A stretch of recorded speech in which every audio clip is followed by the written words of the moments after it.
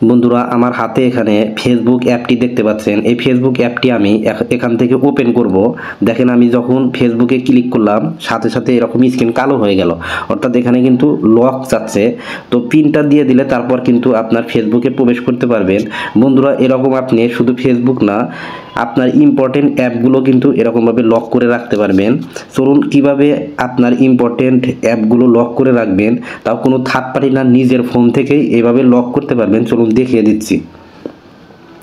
তো এর জন্য প্রথমে আপনারা সেটিং অপশনে যাবেন। সেটিং অপশনে যাওয়ার পর এখান থেকে আপনারা অ্যাপস ক্লিক করে দিবেন। এরপর নিচের দিকে আছে অ্যাপ লক, এখানে ক্লিক করবেন।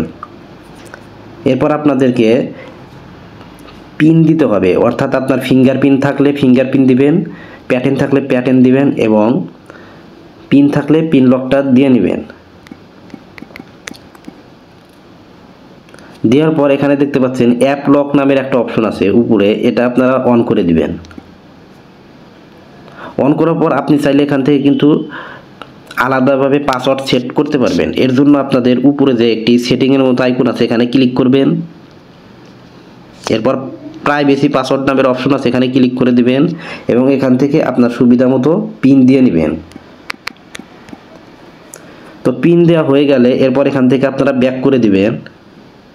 ব্যাক করার পর আবারও ব্যাক করবেন এবং দেখেন এখানে অ্যাপ লকটা কিন্তু অন করে নিয়েছি। এখন আপনি এখান থেকে যে অ্যাপগুলো হাইড করবেন সেটা এরকম অন করে দেবেন। দেখেন আমি কিন্তু ফেসবুকটা অন করে রেখেছি। তো এখান থেকে আমি ধরুন এই গুগলটা আমি অন করে দিলাম। তো এরপর মেসেঞ্জারটা অন করে দিলাম।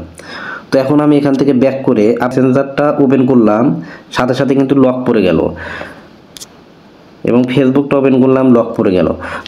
বন্ধুরা এরকমভাবে আপনাদের ইম্পর্টেন্স অ্যাপগুলো আপনি লক করে রাখতে পারবেন। এরকমই ইন্টারেস্টিং ভিডিও পেতে চাইলে চ্যানেলটি সাবস্ক্রাইব করে রাখতে পারেন। ভিডিওটি দেখার জন্য ধন্যবাদ।